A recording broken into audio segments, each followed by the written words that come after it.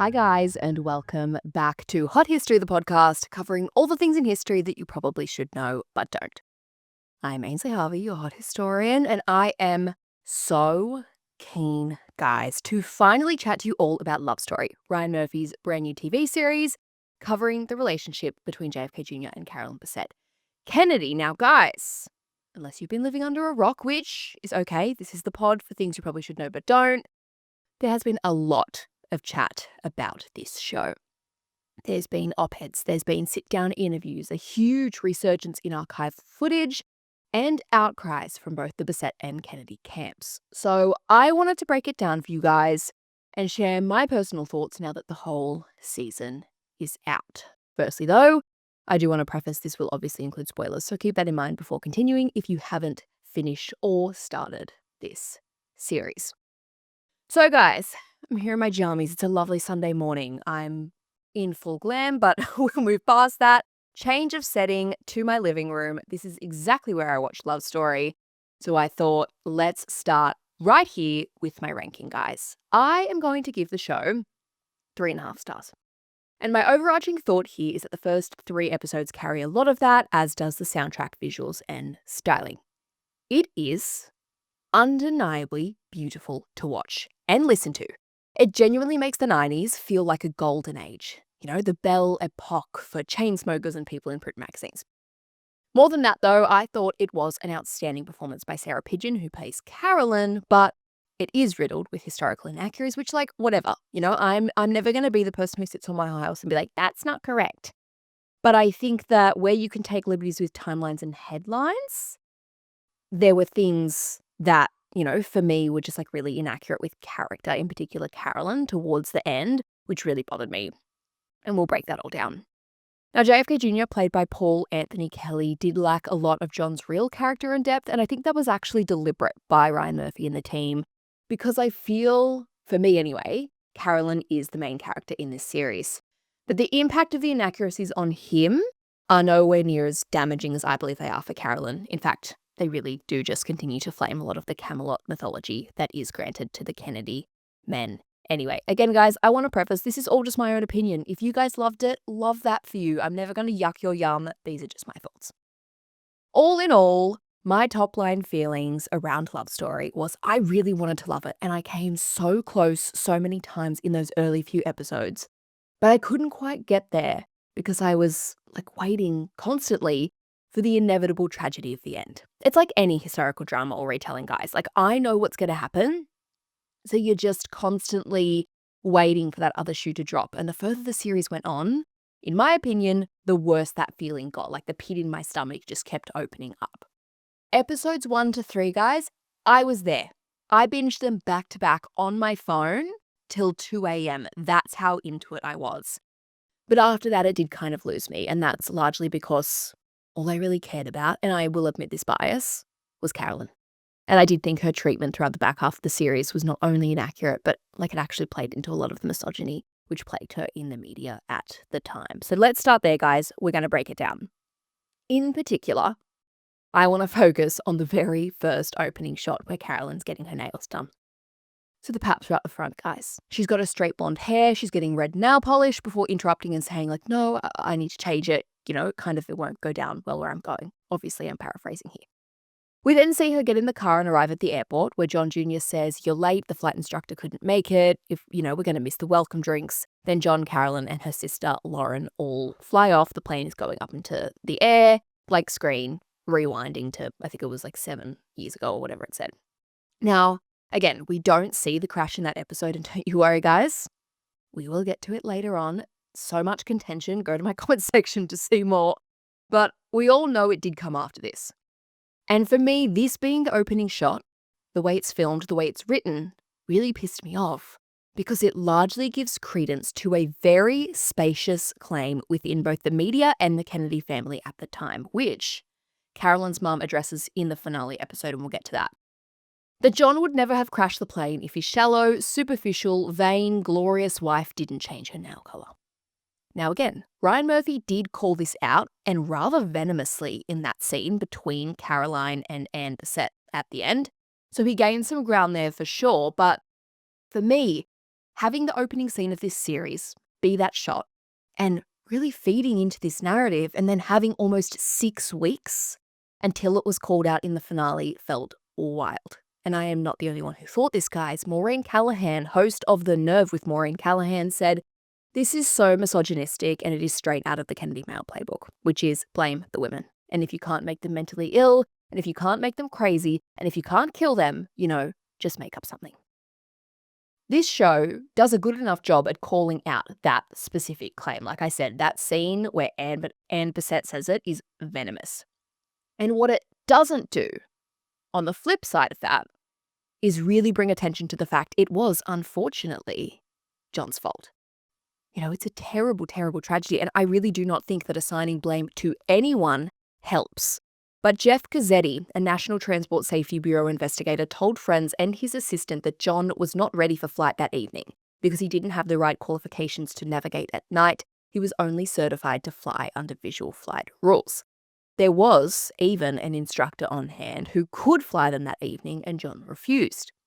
Even one of his friends, guys, a man by the name of Steve Gillen, described John's actions as reckless, stating there's no such thing as a Kennedy curse. They simply take risks that most other people would not take. He was reckless. He had been reckless his whole life. Again, even at the time of the crash, John had just gotten a cast off, so he was wearing like a brace on his left ankle due to a paragliding accident at the time. So this isn't really a man who takes caution and plays it safe. Now again, I want to reiterate, this is obviously a tragedy.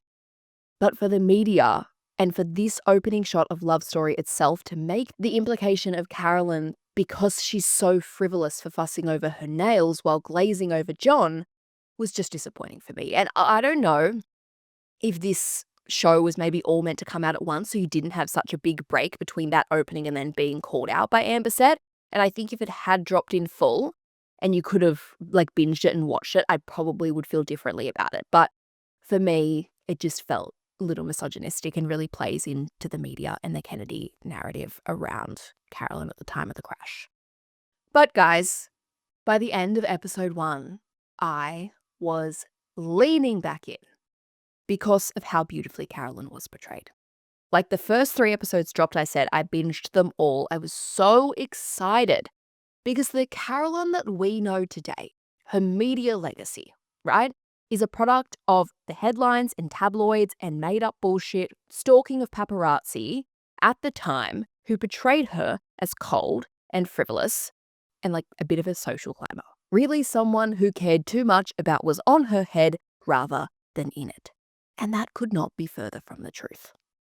So what is the truth, guys? Well, I want to read you guys some of the descriptions by Carolyn's actual friends and colleagues who knew her, because I think they sum her up beautifully, and I did really see this in the early few episodes. I was ecstatic. So, in school, her classmates voted her the ultimate beautiful person.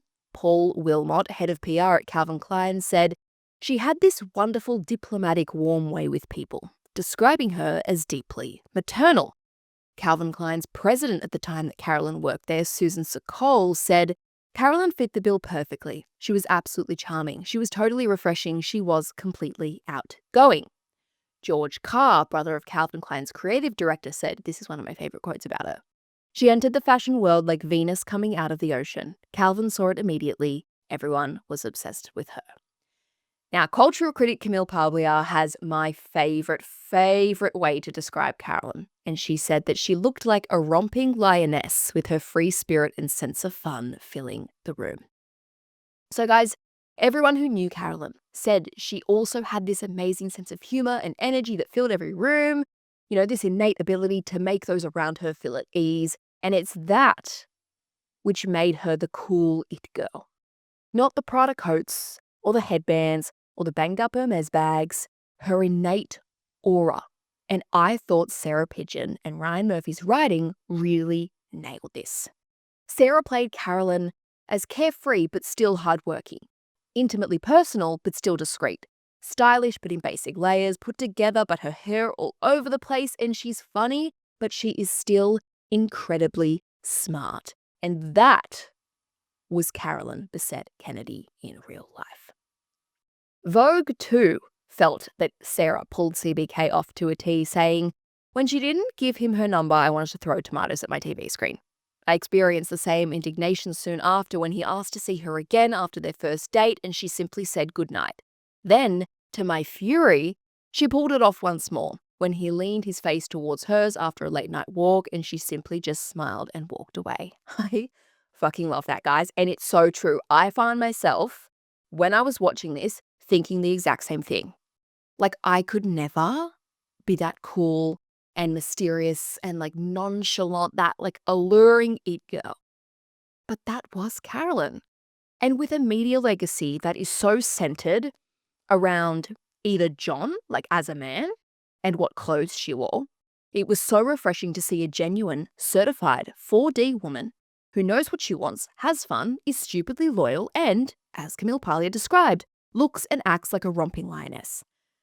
In fact, one of the scenes which really stood out to me, and I saw a lot of commentary online about this as well, was when Carolyn goes to meet John's friends and he says, "No, stay for dinner." And she says, "No, you told me it was drinks, so I made other plans." And they try to get her to stay. She says no. She gets up without fuss or second thought and shows up for those other plans. I saw so many comparisons, and it is so true to this scene and Carrie Bradshaw, who constantly blew off her friends to hang out with Big. Carolyn could not have been more different, guys. She was loyal and loved, with a group of friends from many different creative fields, not just fashion or the Kennedy social circles. So I really loved these opening episodes, and I felt like if I were her friend or family member, you know, putting like their point of view, I would have watched those episodes and felt maybe vindicated, like my friend had finally been seen. And I imagine that that would be deeply cathartic for a woman whose legacy is reduced today largely to her hair and clothing and husband. Both of which, guys, the hair and the clothing at least, we still of course have to address. Now, this show is fucking gorgeous. Nothing will change that. The hair, incredible, genuinely gorgeous. The makeup, stunning. The clothes, breathtaking. And I felt really energized by the accuracy of it, guys.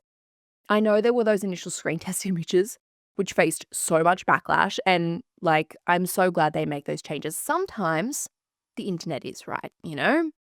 And I really appreciated as well that the wardrobe team in particular took great pains to source pieces that Carolyn actually wore herself or owned. And if they couldn't find the exact object she'd worn, they tried to find the same one from that like collection. I know the Battery Park scene, for example, where she's wearing that Nike windbreaker. The wardrobe department searched for hours before tracking it down on eBay in Asia somewhere. So I really appreciated those details. And again, when we talk about it being beautiful to watch and feeling very nostalgic, a large part of that world building is being as authentic as possible. And I thought they did an incredible job here. Also, the soundtrack, guys, elite. And actually, hot tip, the playlist is on Spotify. So if you guys want to continue to immerse yourself in 90s New York, then you can go right ahead. Now, where it all started to go downhill for me was after the wedding episode, guys, where Carolyn is getting swarmed by the paps after her meeting with Ralph Lauren. I think it's episode 7. So from my point of view, again, guys, this is my opinion. You don't have to hold the same opinion. It's all good. I felt Ryan Murphy was really using Carolyn for a very specific reason, which was to demonstrate the impact of these institutions on the women within them. Whether it's Carolyn within the Kennedy machine, Diana within the royal family, and more recently, of course, Meghan Markle. This, of course, absolutely true and totally valid for him to want to explore this, and he did it really well. And I found myself constantly going, oh my God, Diana. Oh my God, Meghan, when watching Carolyn struggle. Like, there's even coverage of Diana's death in episode 8 and Carolyn having this realization what could happen to her with the paps, like chilling, given her death was literally an episode later. Others, of course, were more subtle and really reminded me of that interview with Meghan. I think it's in South Africa, and she was asked if she was okay, and she said, "Not really, thank you for asking, though no one's really asked." So again, Ryan did a really great job at making this point, but I just thought it was the way that he did it through Carolyn that was a bit troubling. And it started once she was married, as soon as she becomes CBK. Because at that point, she is no longer that romping lioness, but this like soulless, drawn out, giving it all up, sit around the house, chain smoking cigarettes kind of person. And that's just not true. Of course, Carolyn did struggle in real life, significantly as well. But she certainly didn't lie around all day feeling sorry for herself. From accounts from all of her friends and family, she helped run George, she joined charities, she was further involved in the fashion world, she was seen at galas and events, and was actually learning all about the documentary filmmaking process, hoping to spotlight underserved communities. So while I appreciate the show's desire to look at the impact of the women who come into these dynasties and, established kind of media machines, I felt it did so at the expense of Carolyn's actual character, and audiences are smart enough to put two and two together and draw those parallels without needing to reduce her to this, chain-smoking, housebound former shell of herself. What I will say, however, is I think a large part of that, and he kind of does two things through Carolyn's struggle, and he does a great job of this, and it is really important, is he looks at modern day marriages from a woman's perspective. That wedding episode where her mum says, "I see you making your life smaller," hits so close to home. And time again, I found myself screaming at my TV going, "But what's he given up?" And Carolyn is actually asked that by her mum, and she says, "Oh, this whole wedding." But that's one day. And so often, even still today in modern marriages, men are congratulated and pedestaled for compromising on this one tiny, relatively insignificant thing. Because the idea of men compromising in relationships is brand spanking new anyway. In the finale, Caroline actually calls this out to John, saying, "What she's asking of you feels unreasonable because no one's ever asked it of you before." And I do think Ryan did a really good job of demonstrating this dynamic, especially in episode 8, the one that's set all in the loft after the dinner party, ends with JFK Jr. basically running away like a coward because it's too much for him to see how his decisions have impacted his wife's life. The part where he says, "I set aside 2 days a week to have lunch with you," and Carolyn turns around and goes, "That's not the same as wanting to spend time with me. That lunch is a checkbox." Chef's kiss. Ryan Murphy, that writing, fabulous, spot on.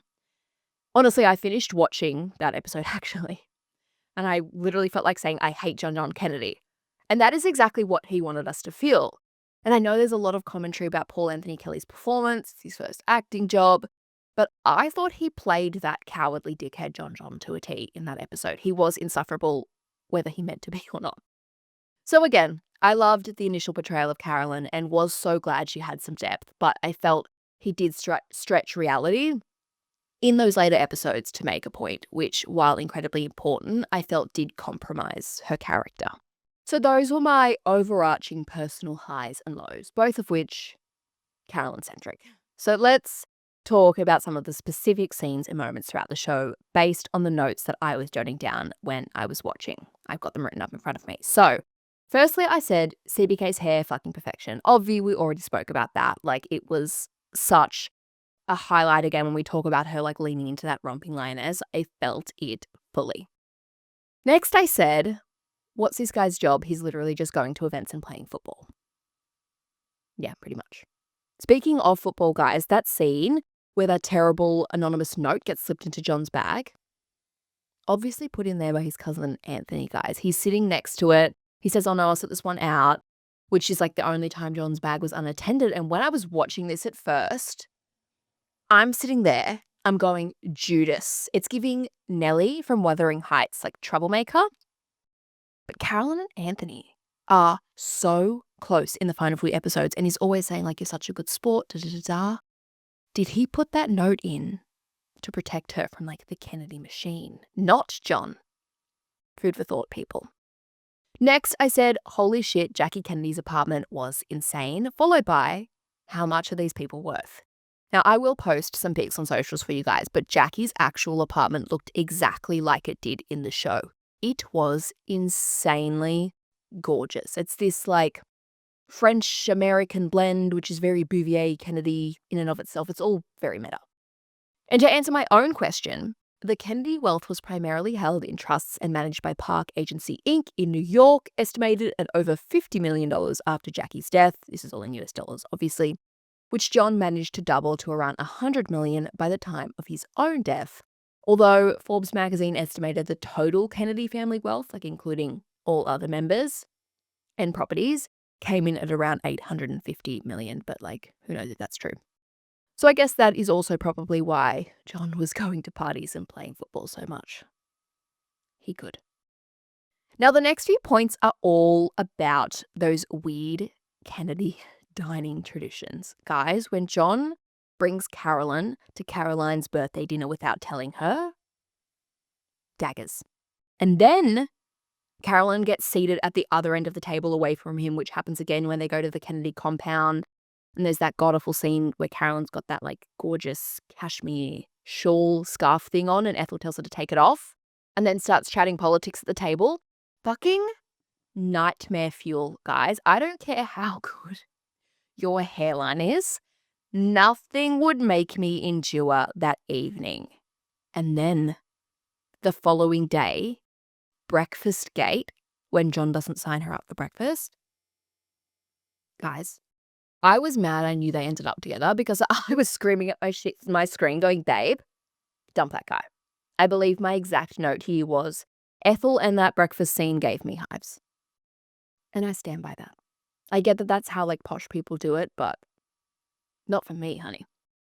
The other scene I wanted to call out, which made me quite emotional, was when Carolyn quit Calvin Klein and he pulled out that photo album with the old Polaroid in it and put it in the drawer next to the wedding dress he designed for her. That was so sad, guys. And Calvin was kind of a dick on purpose, obviously, in the earlier episodes, but I felt sad for him here. And it did feel like he and us, as the audience, was saying goodbye to Caroline Bessette, who is now about to be CBK, which, again, so sad. And I spoke a little bit about the idea of the what ifs and lost potential with the Kennedys in Friday's episode. But this really felt like one of them for me. What if she'd never met John? What would Caroline Bessette have gone on to do? Which brings us up to the wedding episode. There's so many scenes I could call out here, but these were just the couple that I kind of had jotted down through watching. The wedding episode, we find the elephant in the room. She was 2 hours late because of a fucking zipper. I refuse to believe that CBK, fashion guru of the 90s, had not heard of the shirt over the head trick. So when I'm looking if this was actually true, it was. She was 2 hours late, but not because she didn't want to ruin her hair and makeup, because the dress wasn't right and didn't have enough fittings. So there was these last minute alterations that had to be done. And to be honest, now that I say it out loud, I think probably the her not wanting to mess up her hair and being late because of that is just this kind of narrative of selfish, frivolous Carolyn. Yuck, not true, guys. It was because the dress needed further work done to it. Similar train of thought here. I actually laughed when this came up, but the scene with Anthony and Carolyn after the wedding where he says, "Did my mum really send you hair clips?" And she said yes. Absolute tea, guys. So Lee Radswell was Jackie's younger sister, again, Anthony's mum. And she was pissed she didn't get an invite to the wedding and thought Carolyn's hair was messy, so she sent her headbands and hair clips as a wedding present. So, it's the classiest, most petty thing that you can do. And Lee and Carolyn actually ended up having quite a sweet relationship in real life, which is nice for Carolyn, who never got to meet Jackie. Plus, they're both iconic queens, and Carolyn had a great sense of humour, so I'm sure she would have found this to be really funny. So, episode 7, after the wedding, guys. This was all about the Paps, and I had so many thoughts here. Again, the Diana comparisons and all that, but mainly, Paps are scum. No wonder Chapel Roan is always so mad at them. Again, the overarching thing here was the Diana and Carolyn comparisons, both of which being the People's Princess, Diana marrying the Prince of Wales, Carolyn marrying America's Prince. And that scene where she's in the car and the Paps are swarming the car and they couldn't move. Sickening. The photos from that actual incident are also chilling. It's wild. Now, we already spoke about episode 8 at the top, but I did want to add, I thought it was beautifully shot and, give Sarah Pigeon that Emmy right now for that episode alone, which brings us to the finale. Guys, I felt so sick watching it. Genuinely, with every single second that passed, like, I felt my heart was going to pop. I had such anxiety. Now, as I said, spoilers here. If you haven't watched the final episode, then please don't listen. But the plane scene, I actually felt like I was going to vomit. Like, I could not believe they showed a second inside that cockpit. Genuinely, what I thought would happen, I thought they'd go back to the way the show opened, which they did, and then end it with the plane flying up. It would go to black. A phone would be ringing. Someone would flick a light on, and, it would be Caroline or Ann Bessette. The second it went to Carolyn and Lauren reading in the back of the plane at sunset, my jaw was on the floor. Like, I cannot believe they filmed inside that plane. I just kept on saying to myself, there's no way. There's no way this is happening. I cannot imagine genuinely being a family member of John or Carolyn or Lauren or a friend and watching that. Like, recreating someone's death, which we actually have no idea what went on inside that cabin, felt wild to me. I mean, guys, Caroline Kennedy is still alive, for God's sakes. Thank God Ann Bessette is not. And I think about how much therapy and pain Caroline has been through, like all of these losses in her life and what she believed happened inside that cockpit with the available evidence and reconciling that for herself. For Ryan Murphy to turn around and put this version out into the world forever must be so painful. Like, this intimate, innate last few moments of people's lives. And sure, guys, yes, he didn't show the death itself, but that doesn't mean it's not grotesque. But not all of you thought that, which again, guys, totally fine. We can all interpret things differently. It's fine. I posted my reaction to socials and there was some heated chat in the comments, which I love. I like to see different people's kind of point of view. I would say 80% of people agreed it was insensitive and unnecessary, but the other 20% liked it, calling out the fact it did happen. It is fact. It's not as if Ryan made up the plane crash, which is true. And then the others saying, you're too sensitive, grow up, blah, blah, blah. Now, I will be the first to say, I have spent the last 2 weeks ingrained in research about these two people and their families, and there is an element of parasocialism that happens as a result of that. And maybe if I watched it in like 6 months, I might feel differently. But I don't think it's an oversensitivity or a thing to grow up over if you have empathy for the families of these three people who now have this like fictionalized scene of their loved one's death to contend with. But still, that in and of itself, guys, is sticky. And I'll play the devil's advocate for myself here. I imagine some of the fictionalized scenes in this can be super cathartic to those who knew John, Carolyn, and Lauren as well. I said at the top, those first 3 episodes, which give Carolyn such depth and character beyond her coats and headbands, must feel justifying for those who knew her. Which I think really gets to the heart of Love Story, right? The big question around the ethics of making dramatized historical retellings. So let's unpack it.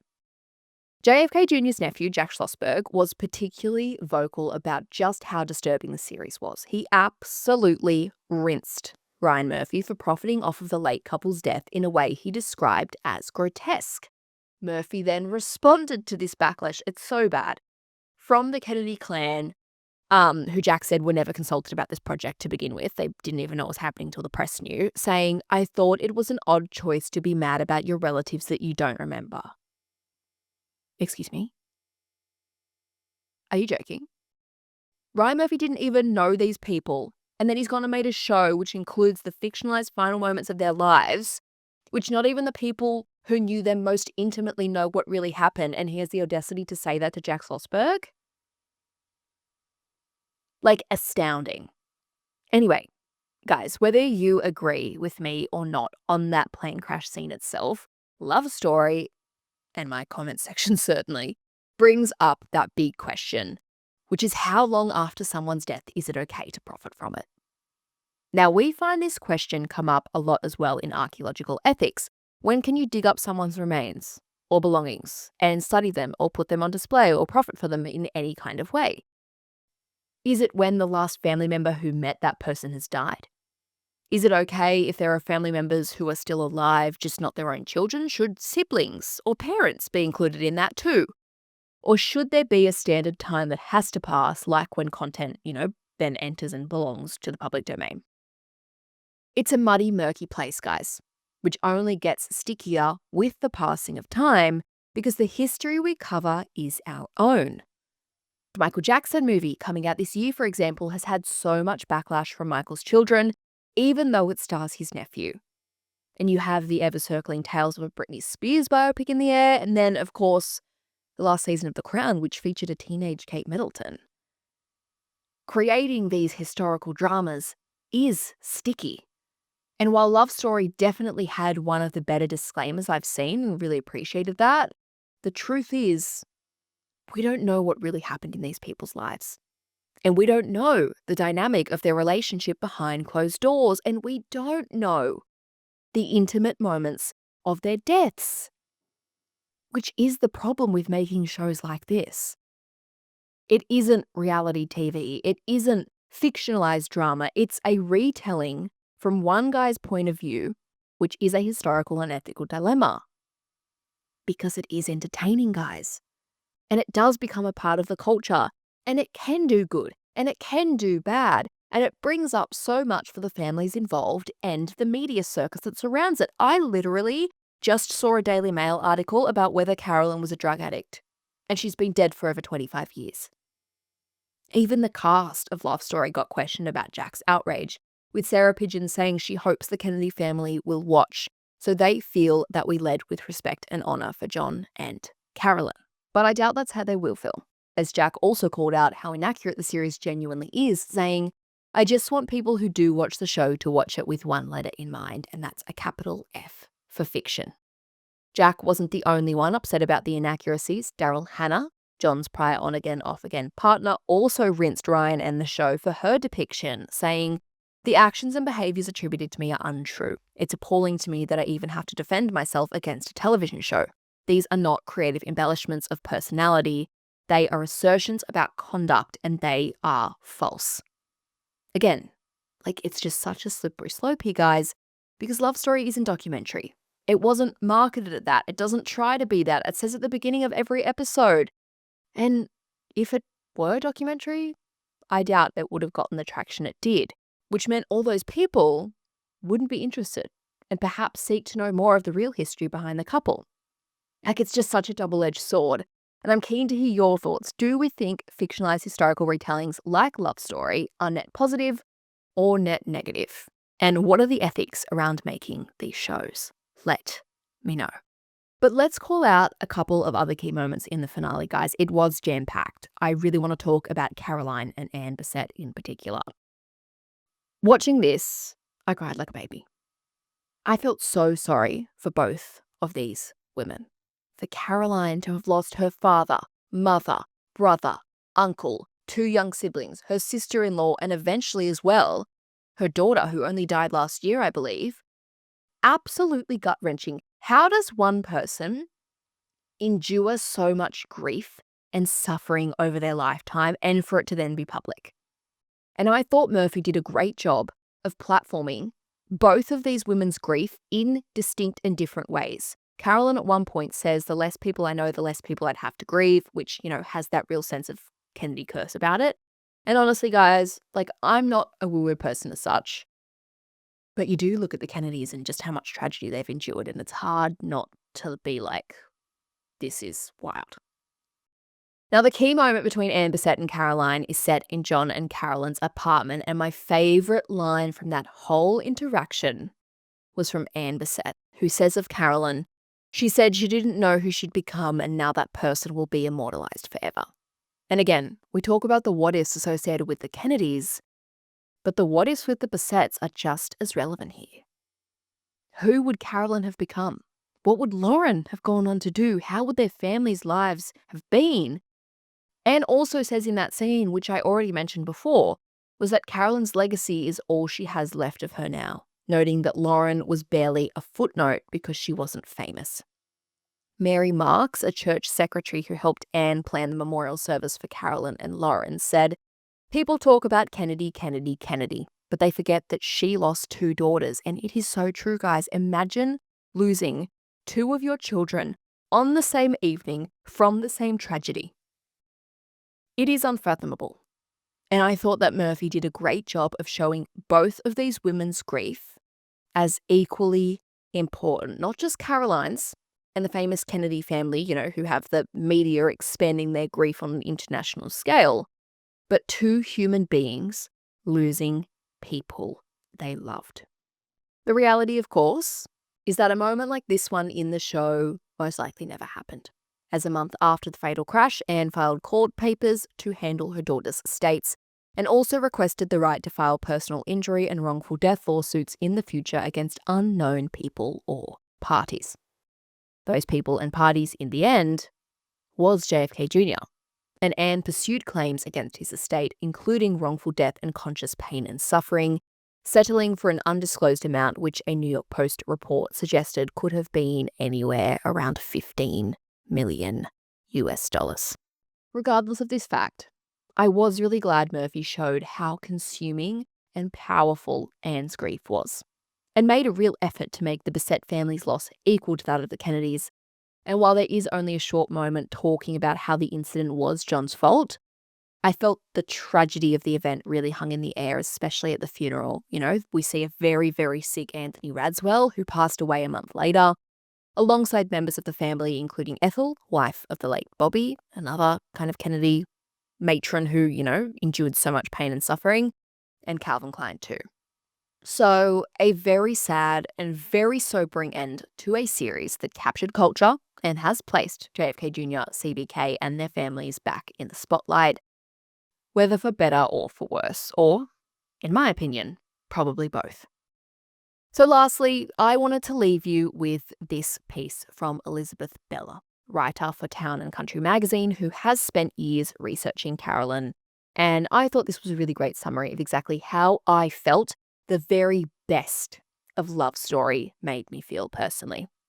She says, "When I think of her now, I don't think of the mythology or the icon. I think of the woman who kept showing up with humour, who laughed until her shoulders shook, who made people feel seen in a way cameras never could, and who kept finding her way back to joy no matter how powerful the forces pushing against her. An essence more aspirational than Ice Queen or Icon, and ultimately a legendary woman who struggled, overcame, and now deserves to be known for more than her headbands and Prada coats.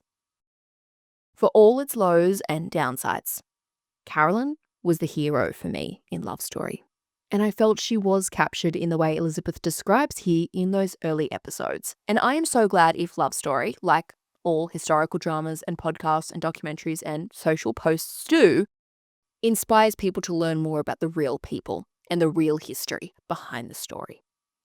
Which brings us to the end of another episode of Hot History, guys. Thank you so much for following along with me. Again, if you disagree with this take, that is totally fine. You are more than entitled to your opinion. I just wanted to share what I thought.